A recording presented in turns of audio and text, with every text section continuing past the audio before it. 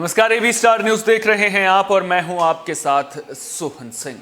वक्त हो चला है नेशनल लाइव का, जिसमें सबसे पहले बात करेंगे देश दुनिया की तमाम अहम खबरों की। शुरुआत करेंगे दिल्ली में हवा की गुणवत्ता के साथ। दरअसल दिल्ली में वायु गुणवत्ता सूचकांक बेहद गंभीर श्रेणी में नजर आ रहा है।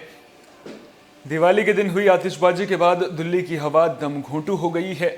वायु गुणवत्ता सूचकांक गुरुवार रात से ही 400 के पार चला गया और शुक्रवार को गंभीर श्रेणी में 450 के पार पहुंच गया। सबसे खराब हवा नोएडा में रही। यहां वायु गुणवत्ता सूचकांक 475 AQI दर्ज किया गया।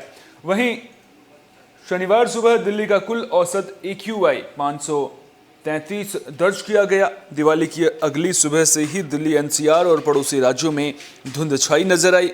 लोगों का खुले में सांस लेना मुश्किल हो रहा था। सांस के मरीजों को सबसे ज्यादा परेशानी का सामना करना पड़ा। अचानक से प्रदूषण बढ़ने के कारण दिवाली की रात कई परिवारों को अस्पतालों के चक्कर लगाने पड़े।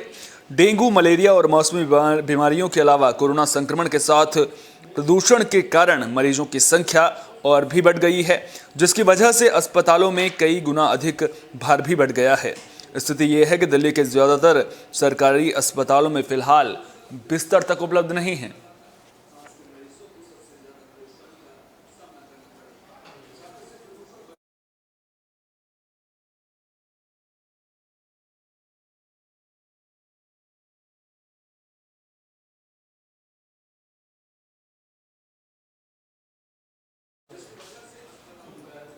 अब बात आर्यन खान ड्रग्स केस की कर लेते हैं। दरअसल समीर वानखेड़े को ड्रग्स केस से हटा दिया गया था, जिसके बाद अब संजय सिंह को इस मामले की जांच सौंप दी गई है। आर्यन खान ड्रग्स केस के अलावा भी संजय सिंह कई मामलों की जांच करते हुए नजर आएंगे। तो एनसीबी के जोनल डायरेक्टर समीर वानखेड़े को आर्यन खान केस से हटाए जाने के बाद अब वरिष्ठ पुलिस अधिकारी संजय सिंह की अगुवाई में SIT का गठन किया गया है। संजय आर्यन खान केस समेत 6 मामलों की भी जांच करेंगे। संजय सिंह 1996 बैच के ओडिशा कैडर के वरिष्ठ IPS अधिकारी हैं। उन्होंने अपने अब तक के कार्यकाल के दौरान कई अहम पदों की जिम्मेदारी संभाली है। उन्हें सबसे पहले ओडिशा पुलिस में बतौर अपर आयुक्त के रूप में नियुक्त किया गया था। इसके बाद उन्हें ओडिशा पुलिस में ही IG की जिम्मेदारी दी गई। उनके शानदार काम को देखते हुए सरकार ने उन्हें CBI में उप महानिरीक्षक के रूप में नियुक्त कर दिया। अब वर्तमान में संजय सिंह NCB के उप महानिदेशक ऑपरेशन के पद पर कार्यरत हैं। जानकारी के मुताबिक संजय सिंह भी ड्रग्स से संबंधित कई बड़े मामलों की जांच कर चुके हैं।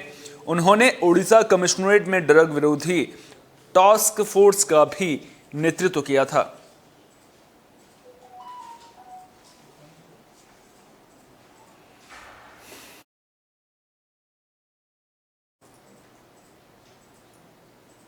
बाबा केदार के कपाट शीतकाल के लिए बंद कर दिए गए हैं। भैया दूज के पावन मौके पर बाबा केदार के कपाट बंद कर दिए गए हैं। केदारनाथ धाम के कपाट सुबह 8 बजे बंद कर दिए गए। बाबा की डोली धाम से अपने शीतकालीन गद्य स्थल ओंकारेश्वर मंदिर ऊखीमठ के लिए प्रस्थान करते हुए रात्रि प्रवास के लिए रामपुर पहुंचेगी, जबकि 7 नवंबर को बाबा की डोली शीतकालीन गद्य स्थल में विराजमान होगी, जहां 6 महीने तक श्रद्धालु अपने आराध्य के दर्शन और पूजा अर्चना कर सकेंगे। सुबह 4 बजे से केदारनाथ मंदिर में बाबा की विशेष पूजा अर्चना शुरू हो गई थी। मुख्य पुजारी ने बाबा केदार की विधि विधान के साथ अभिषेक किया और आरती उतारी। साथ ही स्वयंभू ज्योतिर्लिंग को समाधि रूप देते हुए लिंग को भस्म से ढक दिया गया। इसके बाद बाबा केदार की पंचमुखी भोग मूर्ति का श्रृंगार कर चल विग्रह उत्सव डोली में विराजमान किया गया। परंपरा के मुताबिक बाबा केदार की मूर्ति को मंदिर परिसर में भक्तों के दर्शनार्थ रखा गया।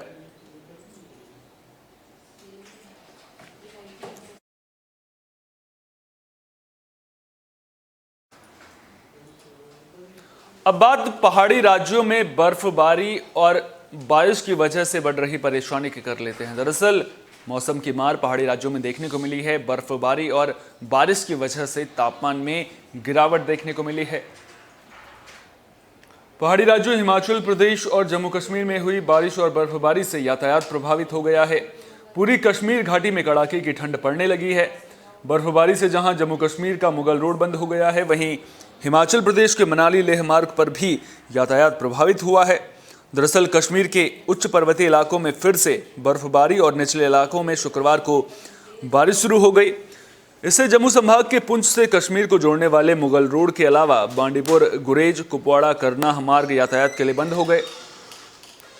पूरी वादी में ठंड का प्रकोप और बढ़ गया है। वहीं जम्मू में दिन भर धूप खिलने से लोगों को राहत मिली है।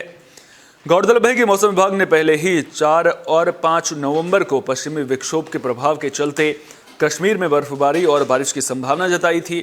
वहीं बात उत्तराखंड की करें तो उत्तराखंड में कई राज्यों के तापमान में 2 डिग्री सेल्सियस तक की गिरावट दर्ज की गई है। देहरादून में न्यूनतम तापमान सामान्य से 1 डिग्री सेल्सियस कम हो गया है। अन्य शहरों में भी दिन और रात के तापमान में मामूली गिरावट दर्ज की गई है।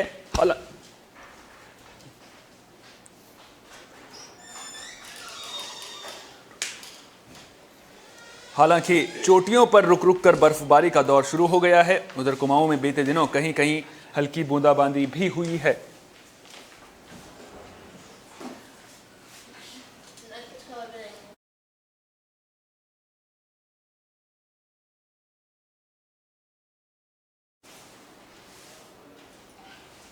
T20 वर्ल्ड कप में भारत के सेमीफाइनल में पहुंचने की उम्मीदें अभी भी बरकरार हैं। जहां तक मसला नेट रन रेट का है तो भारत उससे तो पार पा गया है, लेकिन अब नजरें अफगानिस्तान और न्यूजीलैंड के बीच खेले जाने वाले मुकाबले पर रहेंगी। अगर अफगानिस्तान न्यूजीलैंड को हरा देता है तो फिर भारत की राह आसान हो जाएगी।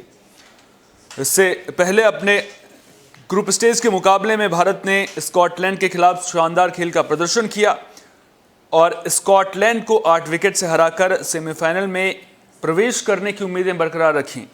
पूरा मैच केवल 24.1 ओवर तक ही चला। भारत ने पहले स्कॉटलैंड को 17.4 ओवर में 85 रन पर आउट कर दिया था और उसके बाद मात्र 6.3 ओवर में आसानी से मैच जीत लिया, जिसके बाद भारत का नेट रन रेट +1.619 हो गया है, जो ग्रुप की 6 टीमों में सबसे ज्यादा है। पहले स्थान पर काबिज पाकिस्तान का नेट रन रेट भी पॉजिटिव में है और भारत नेट रन रेट के मामले में अफगानिस्तान और न्यूजीलैंड से आगे निकल गया है। यानी कि अगर अफगानिस्तान न्यूजीलैंड को हरा देता है तो फिर भारत सेमीफाइनल में जो राह है वो भारत की आसान हो जाएगी। हालांकि भारत को इसके लिए अपना आखिरी मुकाबला नामीबिया के खिलाफ भी जीतना होगा।